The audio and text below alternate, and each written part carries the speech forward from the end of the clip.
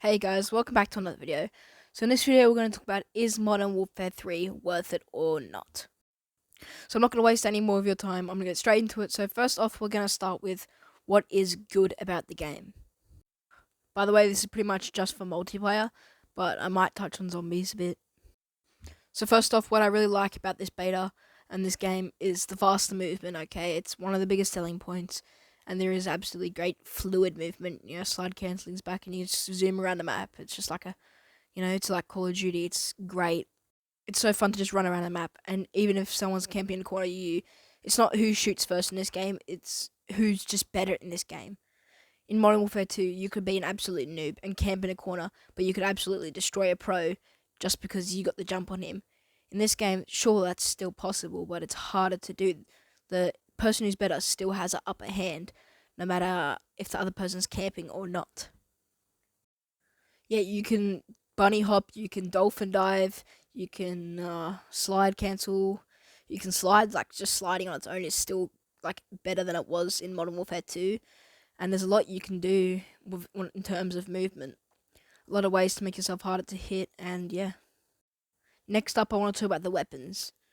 There is a great variety of weapons in this game. Alright, so most of them are new, but you're also going to have all the weapons from Modern Warfare 2, which is like, I guess it's good because you're going to get double the weapons, but you've already played with them if you have owned a previous game. Because a lot of this game is a reskin, but I'll get into that later with the negative parts. But all the new weapons, most of them are from the old MWIII, and they feel great. They feel great and they feel new. They don't feel like the same weapons. They feel similar, but not completely different, if that makes sense. So they've actually added new gunsmith mechanics with gloves, padding, and boots. I'm pretty sure that's it. But they all have like added bonuses. Like, you can get a quick swap gloves, which swap you your weapons quicker.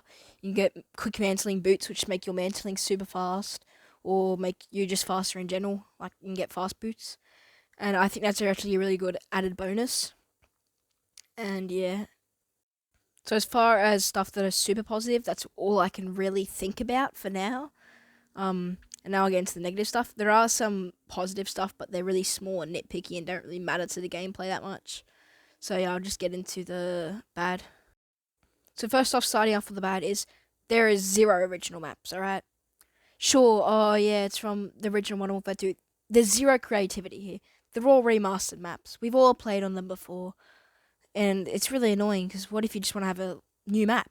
Like, there's genuinely no new maps. All 16 maps are remastered from the old Modern Warfare 2. Not to say they're bad maps, but it's just not very creative. And now one of the ones that I hate the most is the UI is the exact same as Modern Warfare 2. It's literally just copy pasted. The UI that everybody hated from Modern Warfare 2, it's the exact same. It's the exact same freaking streaming service, Netflix, Hulu user interface. And it absolutely sucks that they couldn't even change it. All they did was make it blue pretty much. Like, most of it's blue. That's all they did. They didn't actually change the UI itself, and that's really annoying because the UI is so bad. Next up, the spawns in this game are absolutely atrocious. Alright, I was playing on a high rise. It's not in one of these clips. But I spawned in the exact same area about 15 times in a row. And almost every time I walked out of that spawn area, I got shot and killed immediately. And then I spawned in the exact same place. So there was literally nothing I could do. Alright? And there have been so many instances when enemies have just spawned behind me and destroyed me. And there's been a lot of more instances where I have spawned behind someone and I've destroyed them. It's the spawns. The spawns are absolutely horrendous. Another bad thing is the fact that I can't tell who's my teammate or who's the enemy. The red thing above them is really small and dark and faded. Alright? And same with teammates. So you can't even tell who's the enemy, really. There's been so many instances where I've been shooting my teammates and freaking out when I turn the corner and see someone, but it was just turned out to be my teammate. The next thing is the last gen support is really bad in this game. So I played the first beta on PS4 because it was PlayStation only, and I played it on my old raggedy PS4, and it was quite possibly like Black Ops 3 PS3 experience. It was absolutely horrible, right? like textures wouldn't even load in. Half the time I was just playing a game and the map was just like all blobs. Alright, it was horrible.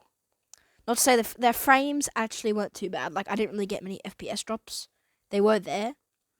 But, yeah, there wasn't many FPS drops apart from in Grand War. Don't even get me started on Grand War. Literally nothing loaded in Grand War, and you can't see more than 2 feet in front of you. So if you buy this game for Grand War and you're on PS4 or Xbox One, just don't. Just please don't. But honestly, if you're going to buy it and you're on PS4 and Xbox One, just don't. Just don't. It's a really bad experience. Only if you really want to play this game, you should. That's the only instance where you should buy it on PS4, Xbox One. Only if you really want to play the game. Alright?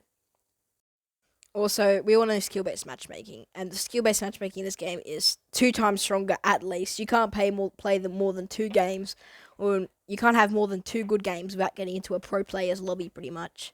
But we all know that, and we all know how bad it is, so I'm not going to go too far into that. Now for zombies, I am a huge zombies fan, alright? But if you're going to buy this game just for zombies, probably don't, alright? Unless you really liked Outbreak, because it's pretty much just Outbreak from Cold War. If you liked Outbreak, then yeah, go ahead. You'll probably have fun. But if you really only like if you really only like round based, then yeah, probably just wait until next year. But the zombies this year doesn't look bad, but there's no Easter eggs either. But I like Outbreak, so I'll probably enjoy it quite a lot. So yeah, that's all the negatives. Now, should you buy the game? Okay. You should buy the game if you're coming to this game for fluid movement. If you only played a little bit of MW2, like if you played barely any MW2 and you're finally excited about fast movement, then go ahead, you're going to have a blast. Now, if you really liked MW2 and you played it a lot, probably don't bother. Because it's literally just a reskin, and if you liked Modern Warfare 2 that much, then that probably means you're into the slow movement and slow pace and slow T to K. And all that is completely reversed in this game, and you're probably just going to end up getting really mad and frustrated. Now, should you buy the game if you're on last gen?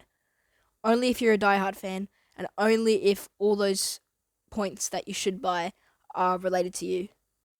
Should you buy the game for zombies? Only if you're an Outbreak fan. If you're into round-based and Easter eggs, then probably not. Should you buy the game for campaign? I wouldn't say that. Well, the campaign is always good. I'm sure the campaign this year is going to be phenomenal. But it's about like 5 hours of gameplay, and you don't want to spend all that money for that. But if you really like the campaigns that bad, then yeah, probably buy the game. Anyway, guys, that's it. I hope this helped you to make your decision, and I'll see you in the next one. See ya.